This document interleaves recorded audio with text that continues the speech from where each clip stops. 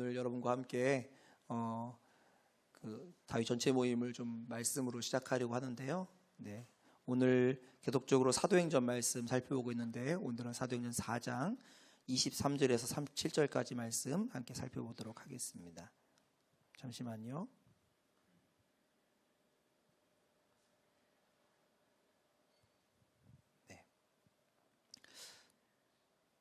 사도행전 4장 23절에서 27절까지 말씀, 죄송합니다. 27절까지 말씀, 저와 여러분이 37절까지 말씀인데요. 저와 여러분이 한 절씩 돌아가면서 읽도록 하겠습니다.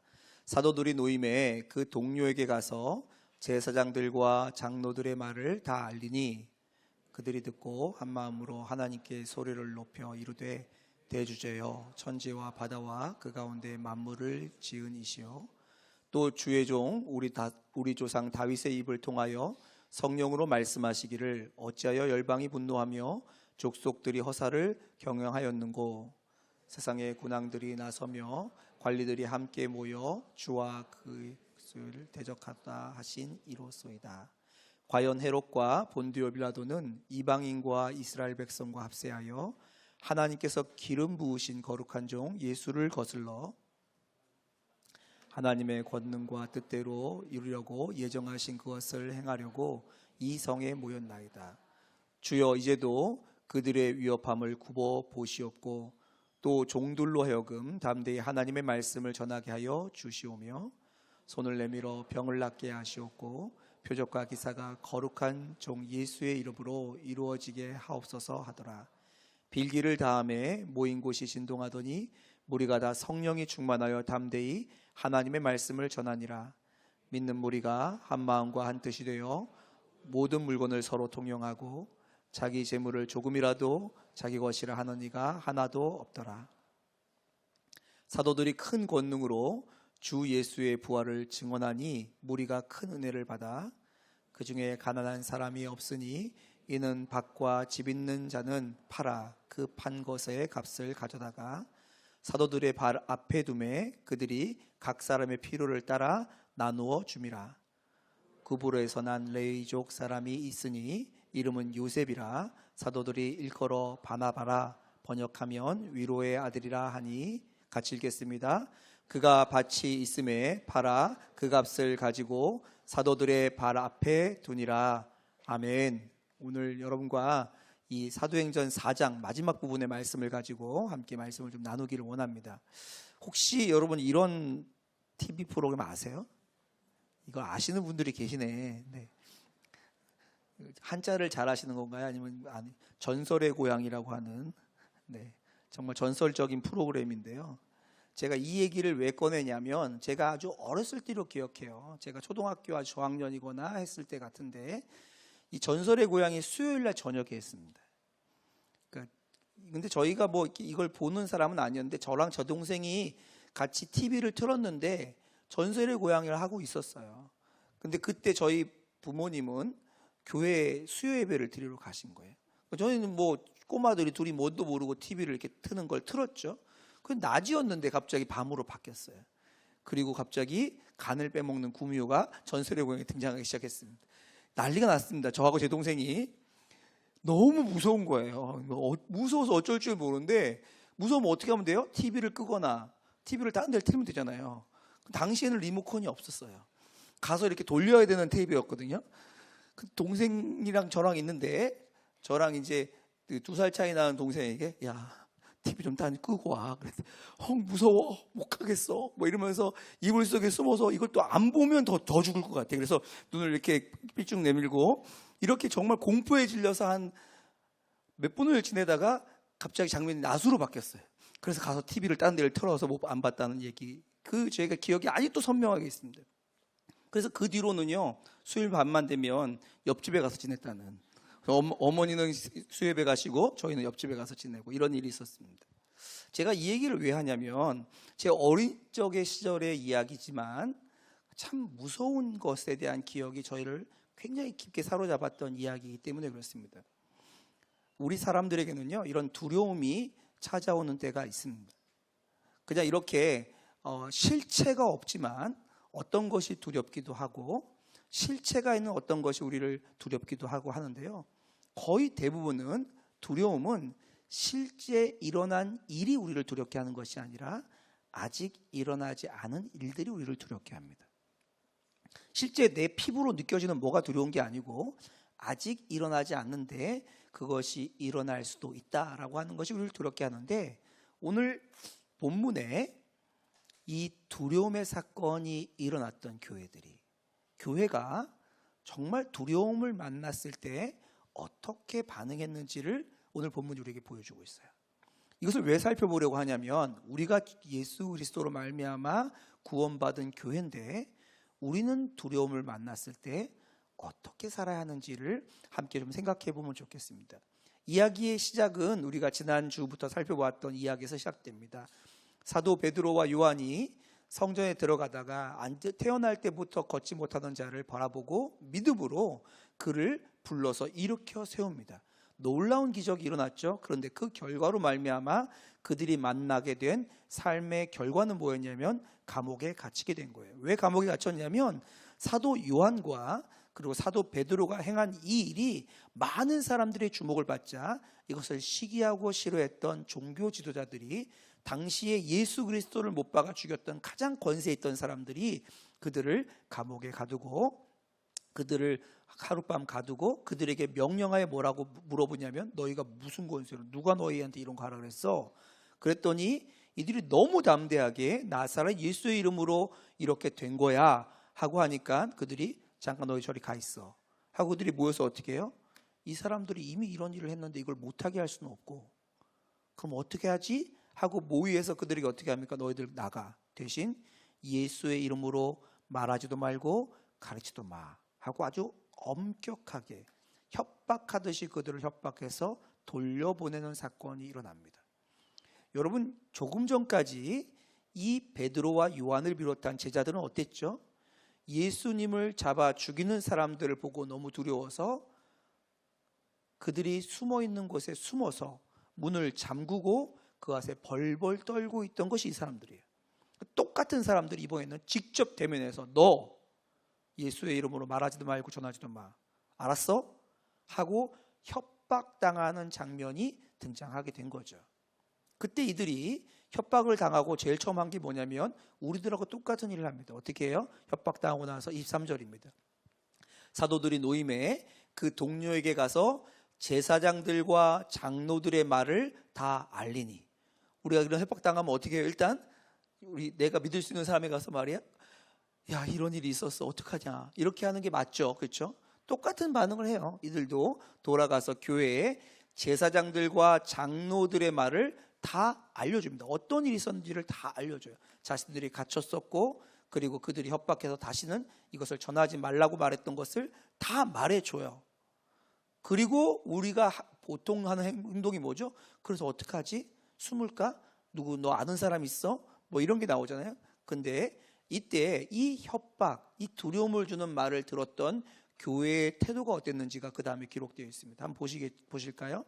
24절부터 볼 텐데요. 24절입니다. 그들이 듣고, 누구의? 교회가 베드로와 요한이 하는 그 전하는 말을 듣고 한 마음으로 하나님께 소리를 높여 이르되. 첫 번째 그들이 하는 행동이 뭐예요? 하나님 앞에 한 마음이 돼서 기도합니다. 기도해요. 그리고 그들이 하나님 앞에 한 마음이 되어 기도할 때 그 기도가 그대로 적혀 있어요. 그 기도가 어떻게 되냐면 이렇게 시작됩니다. 대주제여 천지와 바다와 그 가운데 만물을 만드신 이시여 하고 하나님을 부르며 기도하기 시작해요. 첫 번째 교회는요, 우리가 두려워하는 그 일을 똑같이 만났습니다. 우리가 그리스도인으로 살아가면서 우리는 두려움을 많이 만나요. 그리스도인으로 살아가면서 직장에서 관계 가운데 재정으로 인하여, 그리고 개인의 문제로 인하여 여러 가지 두려움들을 만나게 됩니다. 근데 그들도 똑같이 우리처럼 두려움을 만났는데 그들에게 전혀 특별한 것이 하나 있다면 그들의 부름이 다릅니다. 어떻게 부르는지 다시 보세요. 한 마음으로 소리를 높여서 불러요. 하나님을 부르는데 이렇게 부릅니다. 대주제여 천지와 바다와 그 가운데 있는 모든 만물을 지으신 이시여 라고 하나님을 불러요. 이것이 그들이 하나님을 향해 가지고 있던 믿음의 고백이었던 것입니다. 사실 저는 목사로 사람들을 만나고 할 때마다 한 가지 굉장히 독특한 걸 보게 되어집니다. 자신의 경험한 자신의 믿음을 따라서 하나님을 부르는 부름이 달라요. 저희 목사님 중에 한 분은 항상 똑같이 하나님을 불러요. 사랑하시는 하나님, 이렇게 불러요. 사랑부를 담당하시는 목사님. 제가 아는 어떤 분은 창조과학협회의 회장도 하시고 교수님이신데, 그분은 항상 부를 때 어떻게 하나님을 부르냐면 천지를 지으신 하나님, 이렇게 불러요. 저는 항상 똑같이 하나님을 부릅니다. 살아계신 하나님. 여러분의 하나님은 어떻게 불러집니까? 여러분 하나님은 어떻게 부르세요? 부름이 달라요. 그들은요, 그들이 부르는 대상인 하나님을 향해서 믿음의 고백이 담겨 있었습니다. 그들은 조금 전까지 어땠어요? 하나님이 계셔도 무서웠어요. 하나님이 계셔도 숨어야 했어요. 예수님께서 살아났다는 얘기를 듣고도 벌벌 떨고 있는 사람들이었는데, 그들이 성령을 하나님의 선물로 받자 그들의 부름이 달라집니다. 대주제요. 이게 무슨 말이에요? 모든 것을 통치하시는 주인이시여, 이 세상에 있는 모든 만물을 지으신 분이시여 하고 하나님을 불러요. 그러면서 그들의 고백이 어떻게 이어지는지 보시기 바랍니다. 그들의 고백이 25절부터 이렇게 이어집니다. 제가 빨리 읽을게요. 쉬운 성경입니다. 주님께서는 주님의 증인 우리 조상 다윗의 입을 빌려 성령으로 이렇게 말씀하셨습니다. 어찌하여 민족들이 화를 내며 어찌하여 백성이 헛된 계획을 세우는가? 세상의 왕들이 일어나며 통치자들이 주님과 그분의 그리스도를 대항하기 위해 한자리에 모였다. 실제로 헤롯, 안티파스와 본디오 빌라도가 이방인들과 이스라엘 백성과 합심하여 주님의 거룩한 종이며 주님께서 기름 부어 그리스도로 세우신 예수님에 대해 음모를 꾸미기 위해 이곳 예루살렘에 모였습니다. 이전에 주님께서 주님의 능력과 뜻대로 계획하신 일을 이 사람들이 그대로 행하였습니다. 이게 무슨 말인지 잘 모르겠죠, 읽고 나서. 근데 이게 지금 무슨 얘기냐면, 지금 그들을 협박하여서 이곳에 그 사람들이 모여서 예수님을 죽였던 그 사람들이 있다고 하는 것을 어떻게 말하고 있냐면 하나님의 말씀으로 해석하고 있어요. 자신들을 지금 너희들 예수의 이름으로 말하지도 말고 예수의 이름을 전하지도 마, 가만 안 둘 줄 알아 하는 협박을 느꼈던 그들이 그 협박의 현장을 어떻게 해석하냐면, 하나님 이미 말씀하셨잖아요. 하나님 말씀하신 일이 그대로 이루어지고 있어요 하면서 하나님의 말씀으로 자신이 경험한 일들을 그대로 해석해 나가고 있는 거예요. 이것이 첫 번째 교회가 두려움을 만났을 때의 일입니다. 여러분이 찾아온 두려움을 무엇으로 해석하고 있습니까? 전문가가 말하는데 올해까지 집 안 사면 큰일 난대. 사람들이 말하는데 요때쯤 되면 승진이 되거나 리크루팅해서 다른 회사로 옮겨가야 된대. 혹시 이런 것이 여러분의 삶에 찾아온 직업이나 두려움에 관련된 해석의 근거는 아니십니까? 첫 번째 교회는 두려움을 만났을 때 하나님의 말씀으로 자신의 두려움을 해석해냅니다. 오늘 고별 설교를 하셨던 최양락 목사님 설교 듣고 오셨죠? 근데 최양락 목사님이 고별 설교를 하기로 한 바로 전주에 어떤 일이 있었냐면, 그 감신대학교 신대원에 있는 신학교에 있는 채플, 웨슬리 채플을 사용하지 못한다는 연락을 받았어요. 얼마나 당황스럽습니까? 얼마나 어려움이 되겠어요? 그래서 모든 사람들이 이렇게 술렁술렁거리고 어떡하냐, 큰일 났다, 어떻게 도와야 되냐 이러고 있었습니다. 근데 죄송하지만 저는 좀 다르게 생각이 들었어요. 최양락 목사님 참 대단하시네. 하나님이 너무 귀하게 봤네. 감당할 시험 외에는 안 준다고 하셨는데 어떻게 개척 나가기 한 주 전에 저런 일을 허락하시지? 하나님 보시기에 최양락 목사님 진짜 좋으신 분이네. 그러니까 이런 일을 주시지. 여러분의 해석은 어느 쪽이 있습니까?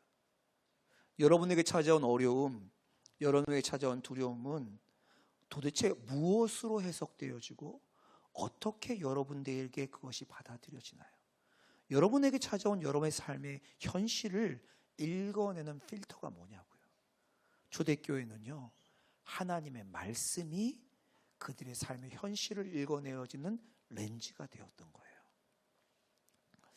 그렇게 그 베드로가 돌아와서 모든 사람들에게 그 자신의 이야기를, 기가 막힌 위협과 두려움을 만난 베드로가 요한은 이제 그들의 동료들에게 그들의 이야기를, 협박의 이야기를 하고, 그들이 하나님이 이렇게 부르고 이렇게 해석한 다음에 하나님께 요청하기 시작합니다. 3가지를 요청해요. 만약에 여러분이 이런 위협을 만나면 어떤 요청을 드리겠습니까? 하나님, 저희 풀려나게 해주세요. 저희 안 잡히게 해주세요. 하나님, 이거 없어지게, 이 법 없어지게 해주세요. 이렇게 하지 않으시겠어요? 근데 이들이 3가지를 기도 가운데 구체적으로 요청하는데, 그 요청이 뭔지를 한번 보시기 바랍니다. 첫 번째 요청입니다. 사도행전 4장 29절 30절 3번역으로 읽겠습니다. 주님, 이제 그들의 위협을 내려다 보시고. 이게 첫 번째 요청이에요. 하나님, 살펴주세요. 하나님, 이것에 대해서 하나님 개입해 주세요. 하나님이 이 일에 대해서 아셔주세요. 이것이 그들의 첫 번째 요청입니다. 우리 지난 금요일에 우리 아둘람 기도회에 오셨던 김태훈 선교사님께서 무슨 이야기를 하셨죠? 하나님께 아뢰는 기도. 뭘 해달라고 하는 게 아니라, 하나님, 저 이래요. 저 이래서 너무 어려워요. 이렇게 하나님께 아뢰면 주님이 들어주신다는 믿음, 그것이 기도라고 했잖아요. 지금 첫 번째 교회가 어떻게 해요? 주님, 그들의 위협을 내려다 보세요. 하나님이 아시면 충분해요. 하나님이 아시면 반드시 하나님의 최선으로 응답하실 걸 저 아니까 하나님 알아주세요. 이게 첫 번째 그들의 기도였습니다. 간구였어요. 하나님 알아주세요. 두 번째 그들의 간구가 뭔지 아십니까? 두 번째 그들의 간구는 이것입니다. 주님의 종들이 참으로 담대하게 주님의 말씀을 말할 수 있게 해 주십시오. 하나님, 저희가 만난 이 위협을 알아주세요. 두 번째가 뭐예요? 하나님의 말씀이 능력 있게 전파될 수 있도록 하나님, 저희 안에 역사해 주십시오. 우리는요, 우리에게 찾아온 어려움 없애주세요. 우리에게 찾아온 어려움 사라지게 해주세요. 그 어려움보다 더 큰 하나님 뭔가를 주셔서 어려움을 꽉 그냥 찍어 누르게 만들어주세요. 이게 우리의 흔한 기도인데, 그들은 하나만 했습니다. 하나님, 이런 어려움 살펴주세요. 그리고 끝이에요. 그 어려움이 하는 거. 근데 그 어려움이 끝나도 있는 게 뭐예요? 마음속에 위축됨이 있잖아요. 자기 자신들은 위축됨이 있잖아요. 그래서 두 번째로 구하는 게, 하나님, 우리가 하나님의 말씀을 능력 있게 전할 수 있도록 우리에게 용기를 주세요. 우리의 심령을 변화시켜 주세요. 어려움은 주님께 맡겼어요. 근데 구할 게 하나 더 남았는데, 그것은 위축된 자신들의 심령이에요. 그래서 하나님, 감당할 수 있는 힘을 주십시오. 이 감당하고 넘어설 수 있는, 그래서 주의 복음이 능력 있게 전파될 수 있도록 제가 그 일에 쓰임받을 수 있도록 도와주십시오. 이것이 두 번째 기도입니다. 상황의 변화가 아니고요, 어떤 상황에서도 감당할 수 있는 자신들의 변화를 구합니다. 제가 정말 기도하면서 지나보니까 하나님 정말 원하시는 게 이거예요. 하나님 정말 많은 경우에는 우리 상황을 변화시키지 않으십니다. 근데 상황은 그대로인데 어떤 일을 하세요? 그 상황을 지날 수 있도록 저를 바꿔 가시더라고요. 우리에게도 동일합니다. 이것이 두 번째 간구였어요. 세 번째 간구가 나옵니다. 세 번째 간구가 뭐냐면 이것입니다. 그리고 주님께서 능력의 손을 뻗치어서 병을 낫게 해주시고, 주님의 거룩한 종 예수의 이름으로 표징과 놀라운 일들이 일어나게 해주십시오. 잘못 들으면 어떻게 해야 되냐면, 하나님 기적을 베풀어 주세요. 하나님 놀라운 기적으로 하나님 일들을 팍 해갖고 이거 딱 지나가게 해주세요. 이렇게 보이는 것처럼 느껴지지만, 실제로 이들이 구하는 기적은 그들이 당한 어려움과는 전혀 관계가 없어요. 그들이 당한 어려움은 이 기적이 일어난다고 해서 없어지는 거 아니에요. 그럼 뭘 말하고 있는 거죠? 하나님, 어려움은 주님께 맡겨드려요. 제 안의 두려움 하나님께서 변화시켜 주세요. 그래서 제가 담대히 하나님의 복음을 전하면 그 복음이 능력 있게 나타나기 위해서는 필요한 게 있어요. 증거가 필요해요. 저희가 전한 이 말씀이 사실이라는 증거가 필요하니까 그 증거를 일으켜 주세요. 그 기적을 하나님께서 일으켜주세요. 그래서 우리가 전한 이 복음이 흘러갈 수 있도록 하나님께서 그 증거로 병자가 고침받고 표징이 일어나고 기사들이 일어나도록 해주십시오. 이게 그들의 세 번째 간구였습니다. 여러분, 하나님의 놀라운 기적, 하나님의 놀라운 역사, 초자연적인 일들의 목적은 하나님을 높이는 거예요. 여러분, 이거 반드시 기억하셔야 됩니다. 간혹 저를 찾아오셔서 하시는 분들이 있어요. 목사님, 봤어요.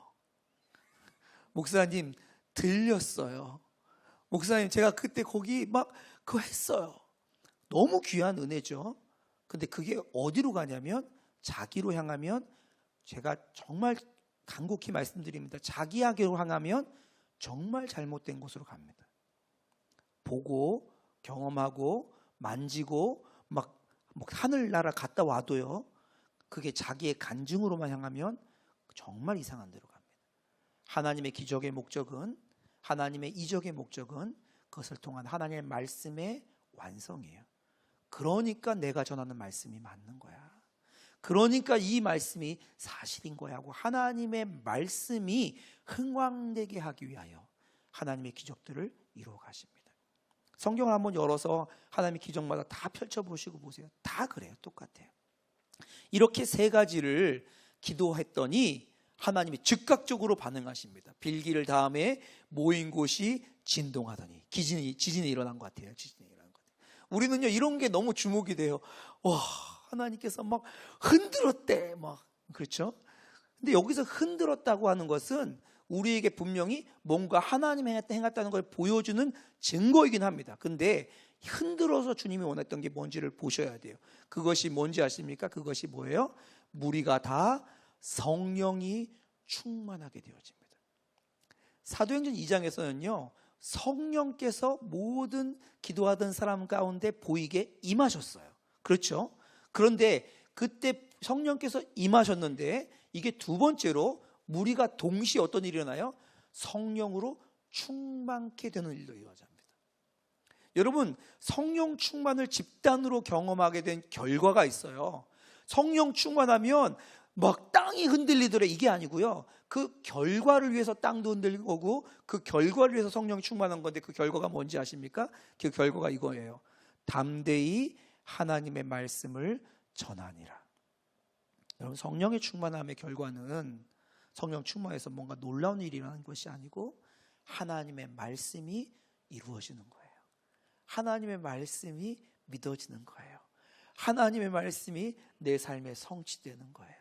이게 주께서 원하시는 궁극적인 성령께서 세우신 교회의 방향성입니다. 여러분, 이들이요, 정말 하나님의 말씀을 이제 담대하게 전하게 됩니다. 죽인다고 했는데도 불구하고 담대하게 전하게 됩니다. 성령 충만의 결과예요. 그런데 여러분 기억하세요?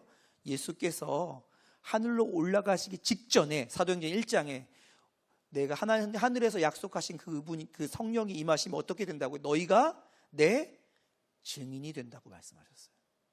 그리고 진짜로 그들이 성령으로 충만케 되니까 어떻게 됩니까? 담대히 하나님의 증인이 됩니다. 이게 사도행전이 아주 일관적으로 얘기하고 있는 부분입니다. 사도행전은요, 성령 충만하고 성령의 역사가 나타나면 기적이 일어난다, 사람들이 많아서 교회가 숫자가 늘어난다, 이런 거 말하는 거 아니에요. 그건 부수적인 거예요. 정말 성령께서 임하시고 성령께서 역사하시면 하나님 말씀이 흥왕케 되어집니다. 하나님 말씀이 믿어지고 말씀이 흘러가게 되어지는 거예요. 담대하게 하나님의 말씀으로 현실을 해석하고 담대하게 하나님의 말씀으로 현실 가운데 하나님의 말씀이 흥왕케 되는 일들이 일어나는 것이 바로 첫 번째 교회의 성령 충만의 결과입니다. 그래서 그 뒤에 보시면 어떤 일이 일어납니까? 빌기를 마침에 그들이 진동하고 다 하나님 말씀을 담대히 전하죠. 32절입니다. 믿는 무리가 한 마음과 한 뜻이 되어 모든 물건을 서로 통용하고 자기 재물을 조금이라도 자기 것이라 하는 이가 하나도 없더라. 성령 충만의 결과, 내가 정말 성령 충만한가?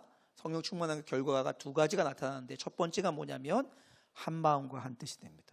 성령 충만한 데 싸우고 성령 충만한데 나눠지는 거 성령 역사가 아니고 악령의 역사예요. 제가 이런 분도 만났어요. 자기가 성령에 충만해서 선교지 나가야 된다는 거예요. 그런데 자기 부인이 선교지 안 간다 그런다는 거예요. 그래서 이혼하겠다고 찾아왔어요. 이건 성령의 역사가 아닙니다. 성령이 충만하면 한 마음과 한 뜻이 돼요. 두 번째 특징이 있는데 그 두 번째 특징이 뭐냐면 바로 서로 돌아보게 된다는 거예요. 서로를 사랑하게 된다는 거예요. 그래서 자기 물건을 다 가지고 필요한 자들의 필요를 채우는 일을 합니다. 성령 충만한데 사랑함이 없어? 이상한 거예요. 교회 생활 열심히 하고 헌신하고 삶을 더 많이 들였는데 다른 사람을 향해서 비판적이고 못마땅하고 마음이 자꾸 비판하고 싶고 꼬집고 싶으면 성령 역사 아닙니다. 성령의 충만함은 반드시 말씀의 흥함으로 이어지고 밖으로 나타나는 게 뭐냐면 한 마음이 되고 한 뜻이 되어지고 서로를 사랑하게 되어집니다. 그래서 그 결과가 이렇게 이어져요. 33절부터 제가 읽겠습니다. 사도들이 큰 권능으로 주 예수의 부활을 증언하니 무리가 큰 은혜를 받아 그 중에 가난한 사람이 없으니 이는 밭과 집 있는 자는 팔아 그 판 것의 값을 가져다가 사도들의 발 앞에 두매 그들이 각 사람의 필요를 따라 나누어 줌이라. 구브로에서 난 레위족 사람이 있으니 이름은 요셉이라. 사도들이 일컬어 바나바라 하니 그가 밭이 있음에 팔아 그 값을 가지고 사도들의 발 앞에 두니라. 여러분, 이 얘기는 지금 뭔 얘기를 하고 있냐면 성령 충만했더니 그 교회가 어떤 일을 맡았냐면 예수의 부활을 증언하게 되었고 그 부활에 증언하면 주위에 있는 사람들에게 큰 은혜를 끼쳤다라는 것을 말하고 있는 거예요. 그리고 그 중에 한 예가 뭐냐면 바나바라고 불리는 사람이 자신의 것을 다 팔아서 필요한 자들을 돌보게 되었다라는 것을 보여주고 있는 거예요.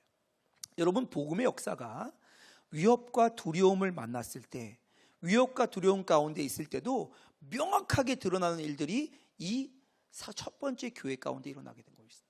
여러분, 복음은 우리에게 이런 능력이 있어요.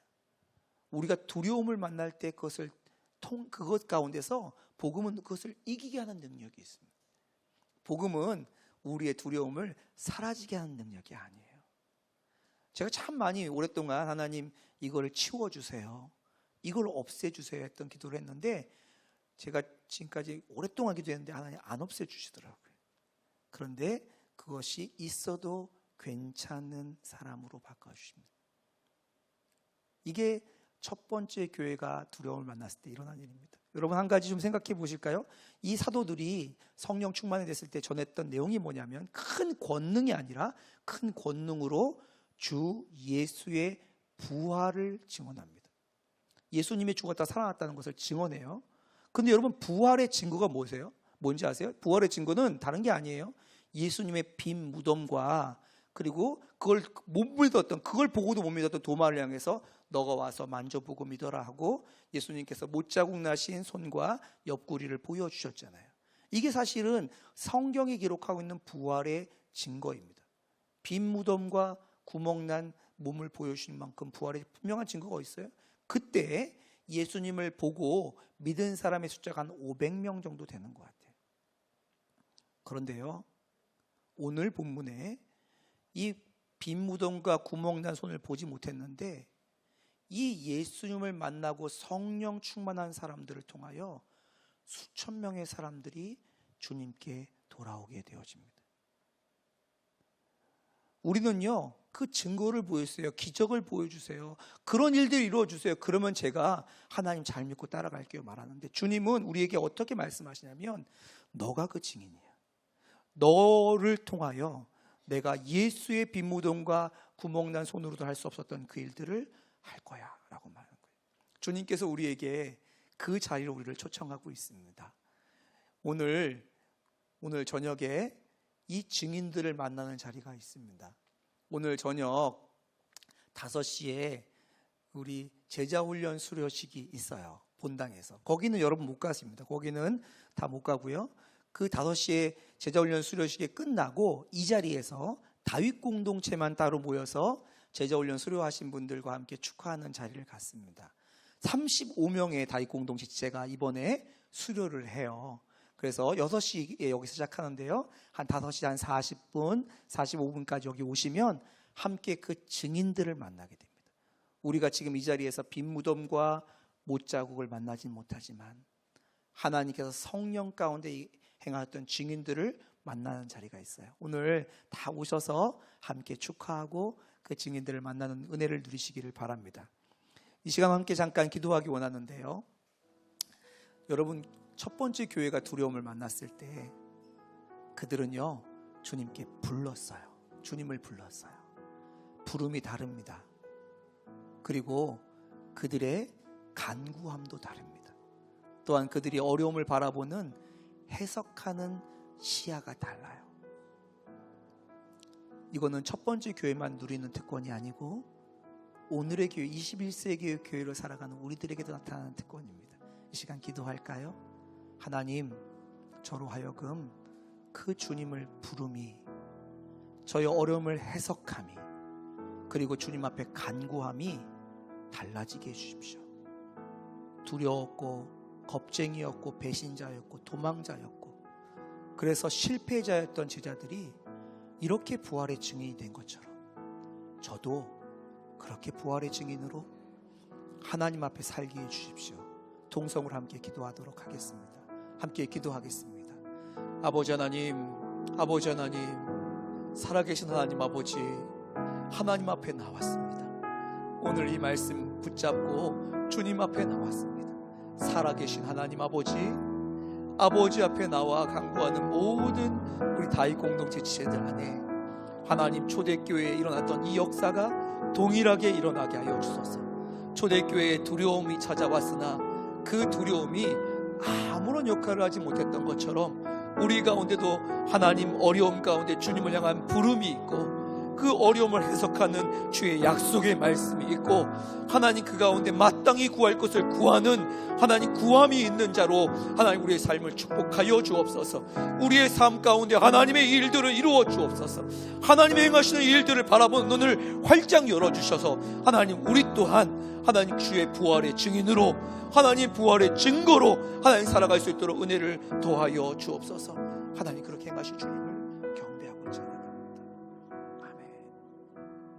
아버지 하나님, 첫 번째 교회가 두려움을 만났을 때 하나님 그들의 두려움은 그 자리에 그대로 있었으나 더 이상 그들을 두렵게 하지 못하는 하나님 그냥 일어난 현상에 불과하게 되었습니다.